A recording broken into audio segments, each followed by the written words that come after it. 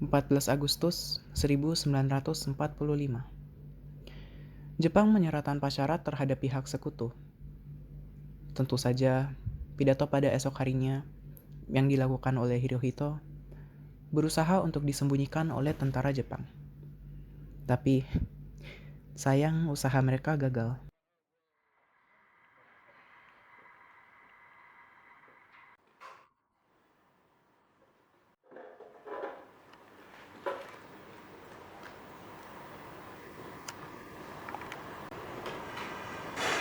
Woi Gi, buang terus kau. Ini loh, bantuin dengerin radio. Siapa tahu kita dapat info dari luar. Kau pernah mikir nggak, Rir? Berpikir apa? Kamu tuh kalau ngomong yang jelas, dasar. Kalau misalnya kemerdekaan kita ini benar-benar diberikan oleh Jepang, menurutku itu akan jadi kemerdekaan yang hampa. Warga negara kita sudah berjuang selama ini, masa kalau memerdekakan kita negara menjajah kan?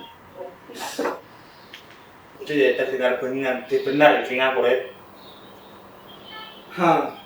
Sebenarnya aku udah berpikir seperti itu. Tapi bagaimanapun posisi kita serba kalah dengan Soekarno dan kelompoknya.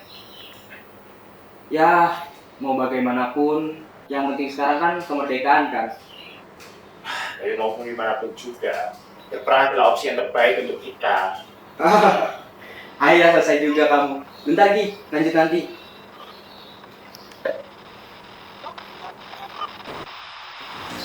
BBC. Ya, ini dia.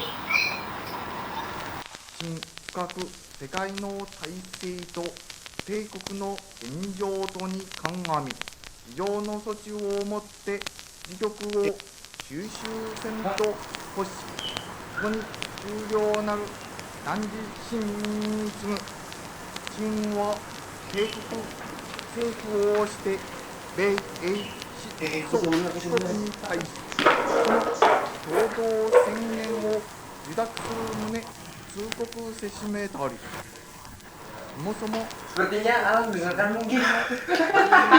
Iya. Mendengar berita tersebut, tak lama para pemuda melakukan pertemuan untuk membahas perihal tersebut yang dipimpin oleh Saleh. Tak lama, diambil keputusan untuk mempercepat proklamasi. Tindakan segera diambil.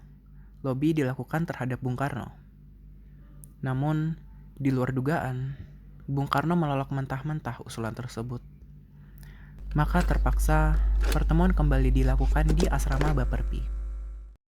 Udah bisa begini, kita harus melawan. Bagaimanapun, kemerdekaan harus kita raih tanpa adanya pihak Jepang. Interupsi saya punya saran. Mengingat kondisi yang begitu sempit, opsi terbaik adalah memaksa Bung Karno dan Bung Hatta. Interupsi, itu bukan opsi yang bisa kita ambil. Untuk apa kita merdeka jika kita golongan muda dan mereka golongan tua masih ada terjadi perpecahan? Diam. Saya terima usulan dari Johar. Kita akan sesegera mungkin melakukannya. Mufakat tercapai, perintah segera diberikan dan dilaksanakan. Sukarni, Wikana, Saleh, dan Aidit mendatangi rumah Bung Karno keesokan harinya pada pukul 3 pagi.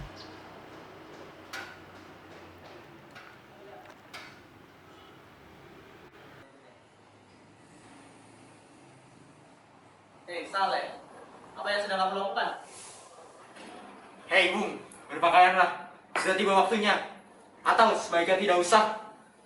Ayo cepat, ikut kami. Sabar. Susu Guntur masih ketinggalan, sabar.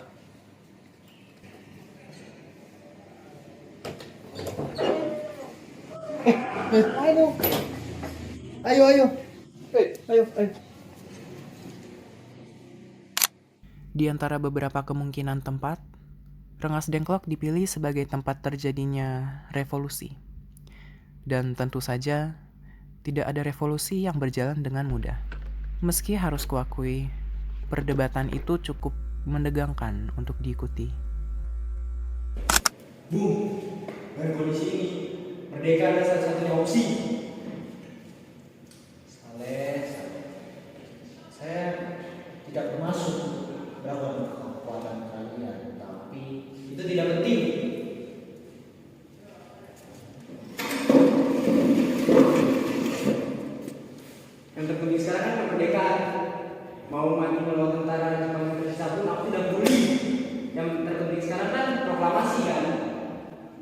itu maksudku Saleh. Yang kumaksud adalah tentang keamanan negara kita. Dengan melakukan proklamasi lebih cepat, maka kita akan memutus hubungan dengan Jepang. Meskipun apa yang telah mereka lakukan pada kita, mereka tetaplah negara yang cukup maju. Dengan memutus hubungan, maka negara Indonesia kemudian hari akan mengalami kesulitan yang lebih besar. Saya yakin Bung tahu kalau kita bekerja sama dengan Jepang, kita menjadi sasaran Amerika dan kawan-kawannya. Adalah tidak mungkin bahwa deklarasi kemerdekaan itu tidak memicu komplikasi yang lebih lanjut. Maka oleh karena itu kita harus menghindari pertumpangan nyawa yang tidak berguna.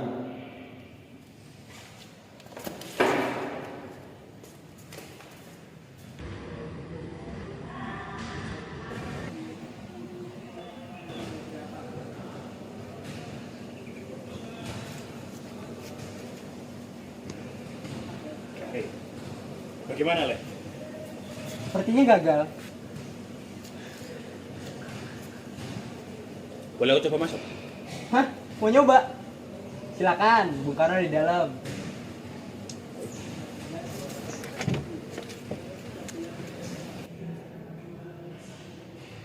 Oh Singgi, jadi kamu yang membujukku sekarang? Tentu tidak, Bung. Oh iya. Saya yakin Bung Karno sebagai lebih tua negara kita pasti memiliki lebih banyak pertimbangan dibandingkan dengan kita ini masih muda. Tapi sejujurnya Bung, saya sedikit kasihan pada Bung Karno. Kenapa kamu merasa begitu? Maksud saya, Bung Karno kan sudah melawan penjajahan selama masa Belanda maupun masa Jepang. Bukankah bila kemerdekaan kita didapatkan dari musuh? Tidakkah Bung Karno merasakan sedikit rasa sedih? Oke, pada masa ini ego bukan suatu hal yang harus kita pikirkan. Nah, stop. Itu adalah hal yang menurut saya salah. Menurut Bung Karno, mengapa orang-orang dari Nusantara selama ini mereka memiliki semangat untuk melawan para penjajah? Kebencian, kecerdikan, Menurutku, ya tidak salah. Tapi ada satu kata yang bisa menggabungkan semua itu. Itu adalah ego. Saya percaya orang-orang dari Nusantara sejak zaman dulu kala, ketika mereka melihat langit, mereka melihat langit yang merah putih, membakar semangat mereka untuk maju menyatakan pertempuran melawan penjajah siaran. Kemerdekaan Indonesia sekarang sudah bersama, harus menjadi milik orang Indonesia sendiri, harus menjadi milik orang Indonesia, dipimpin oleh orang Indonesia, dimiliki oleh orang Indonesia. Apa kemerdekaan tersebut kalau itu menjadi milik kita?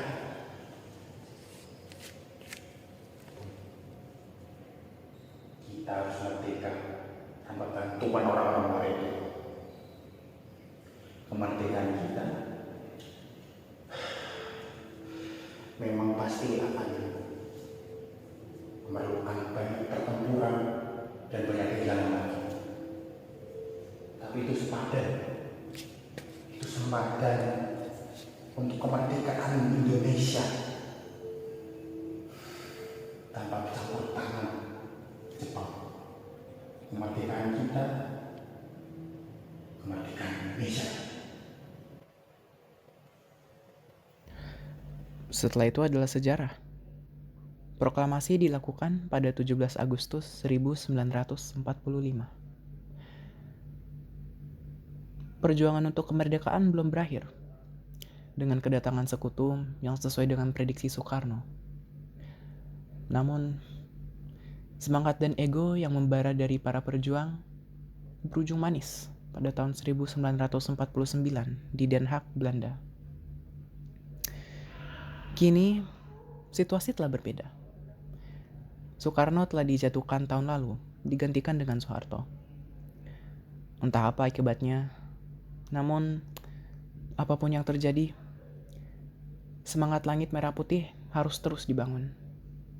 Untuk Indonesia yang makmur, untuk rakyatnya. Sayuti Melik, 27 Februari 1968.